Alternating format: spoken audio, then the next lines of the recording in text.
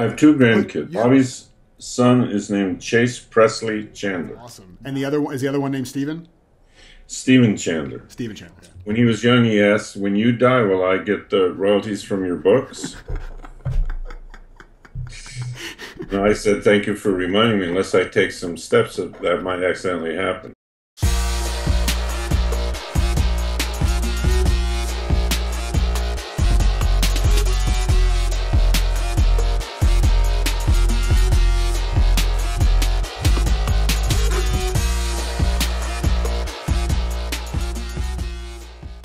Welcome back to episode number 58 of the Not So Serious Life. That is Steve Chandler drinking.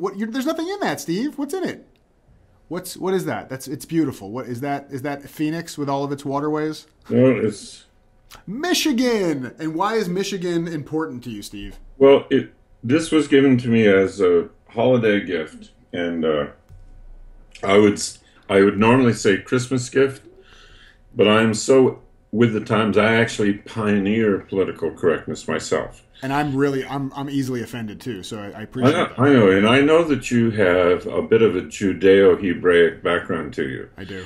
And I am so sensitive to that it's like I'm tiptoeing around all the time. There you go. I'm on tripwires, and it's fine. And I can tolerate people like you. I want you to know that. I have a high level of tolerance for your kind. You know, I always appreciate that, and I like that you remind me of that. Every time we get on the phone for a coaching conversation or for this show, you say, "Jason, I just want to let you know, I'm going to tolerate you again today." Yes, absolutely.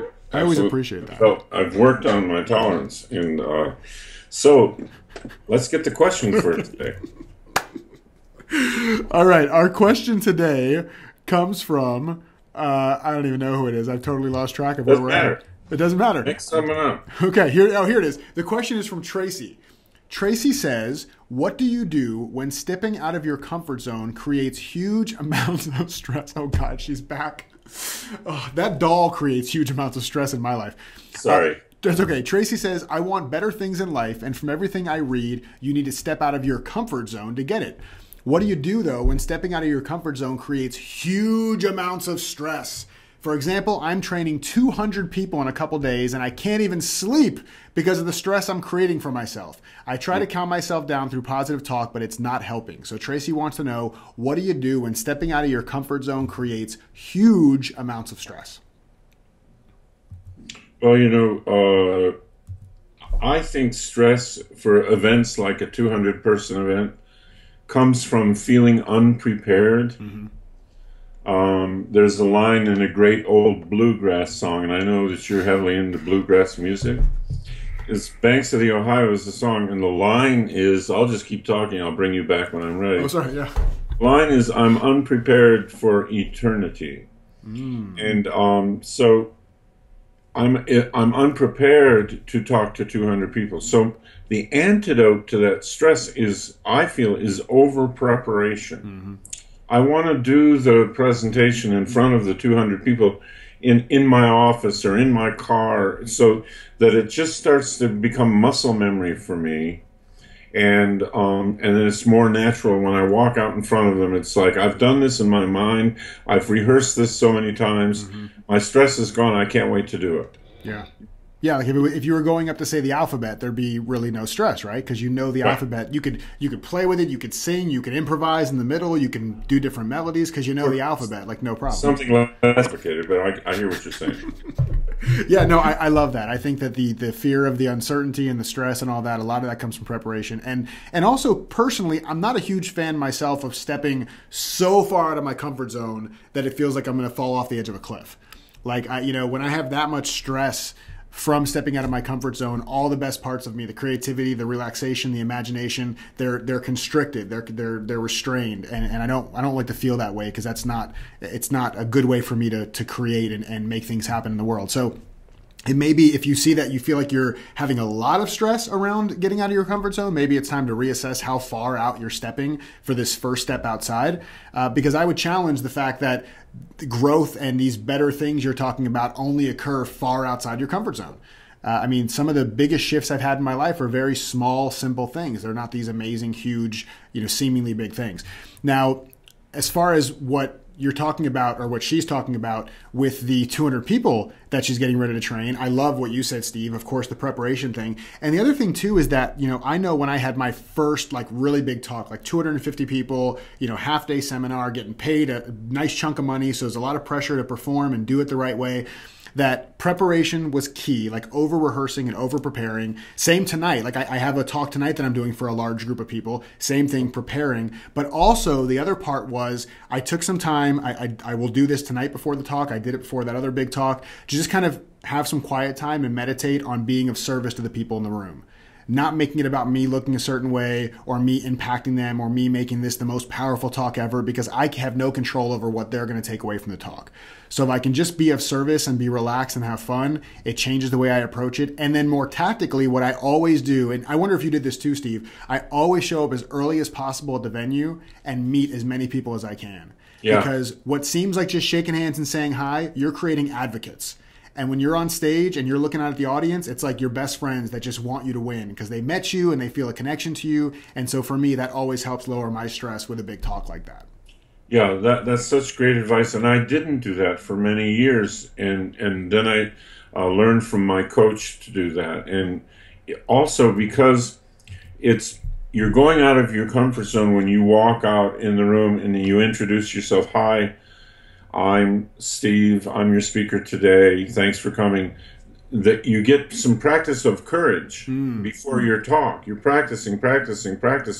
It's not just creating advocates, but you are opening up and you're showing your system, I can do this. I can connect with these people. I can do this. Yeah. And then there's your little comfort zone steps instead of your huge comfort zone steps. Yeah. Steve, you used to tell a story, and I always think it's okay to share. She is going to haunt my dreams. She is going to be on stage tonight with me in my head, and I'm going to start crying, Steve. I don't know what you're referring to, but go ahead. She doesn't even exist. There was a story that you used to share, and I love that you don't mind that I just bring up stories. These could be personal stories that you never want shared, and I just bring them up. Like, it's okay. So we can always edit it out. Nothing's personal. So you told this story, though, about being kind of fearful about being in front of the audience. And so you would hand things out, and then you go to the back of the room. And can you just kind of tell that quickly? Because I think it's a great... I was so scared.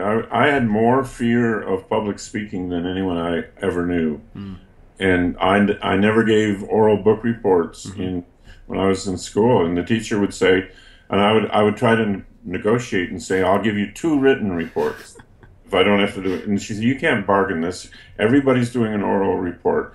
And I would say, I can't do it. I don't do oral reports. I can't. And she said, you can't have a policy at age 9 of whether you do reports or not. You have to. And I wouldn't do it. I'd either be sick that day or I'd go to the principal's office or something.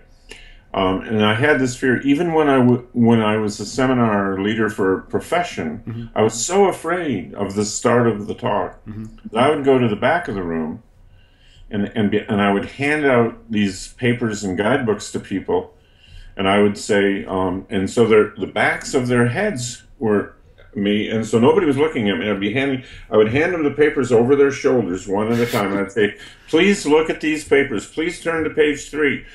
And what I was really saying is, please don't look at me. Please don't look at me right now. And I talked and I talked and I talked, and finally I ended up at the front of the room, and some of them were looking down at the paper and looking around. Is he still back there? And it was like, where is he?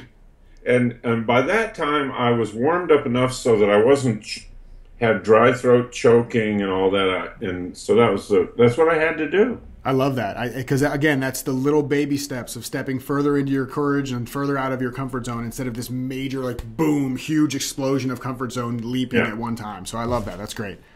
Very cool. Awesome. Well, Tracy, I hope that helped, and I hope that the training goes or went well, depending on when you see this. And thank you so much for your question. And guys, keep sending your questions in to questions@thenotsoseriouslife.com. And don't forget to head over to our website, thenotsoseriouslife.com, so you can sign up for our free Inner Circle and get a bunch of gifts and goodies. And you can come back and watch these episodes and see what weird, creepy props that Steve's going to bring out. That Steve is upside down. You're just the flow of the presentation. Life is crazy good. Steve, when I'm with you, life is crazy good, and we love you guys. So we will see you next time. What? Likewise. Thank you. We'll see you next time on The Not So Serious Life. Peace out.